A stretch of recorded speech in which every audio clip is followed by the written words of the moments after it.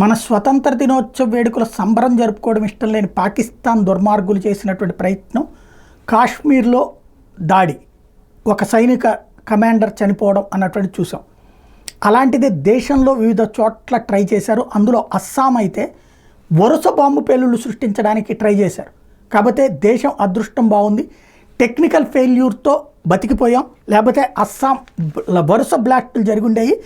స్వతంత్ర దినోత్సవం సందర్భంగా అస్సాం వ్యాప్తంగా వరుస బాంబు పేలుళ్ళకి నిషేధిత ఉగ్రవాద సంస్థ United liberation front of Assam independent చేసిన ప్రయత్నం ఫలించలేదు. ఇది పాకిస్తాన్ ప్రోత్సాహంతో నడిచేటటువంటిది. 24 చోట్ల బాంబులను అమర్చినట్టు ఉల్ఫా ఐ గురువారం చేసిన ప్రకటన కలకలం రేపింది. అయితే సాంకేతిక వైఫల్యం కారణంగా ఈ బాంబులు పేలలేదని మీడియా సంస్థలకు ఈమెయిల్ ద్వారా సమాచారం ఇచ్చింది. గురువారం ఉదయం 6 గంటల నుంచి మధ్యాహ్నం వరకు ఈ బాంబు పేలుడు జరగాల్సి ఉందని పేర్కొంది.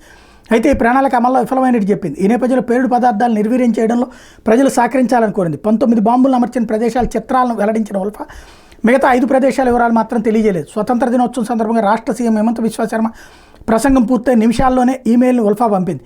బాంబులు అమర్చినట్టు ప్రకటించడంతో భద్రతా బలగాలు అప్రమత్తమైనవి. ఆ ప్రదేశాల్లో తనిఖీల కోసం బాంబు డిస్పోజబుల్ స్క్వాడ్, ఆర్మీ సహా ఇతర కేంద్ర భద్రతా బలగాలను పంపారు. 8 ప్రదేశాల్లో బాంబు లాంటి పదార్థాలను వెలికితీసినట్టు అధికారులు చెప్పారు. స్వతంత్ర దినోత్సవం సందర్భంగా రాష్ట్ర వ్యాప్తంగా హై అలర్ట్ ప్రకటించారు. అయితే బాంబులు ఏర్పాటు చేసినట్టు ఉల్ఫా అయినే స్వయంగా సమాచారం ఇచ్చే వరకు ఇంటెలిజెన్స్ విభాగానికి ఎలాంటి ఉప్పు అందకపోవడం ఇక్కడ చర్చనీయాంశమైంది.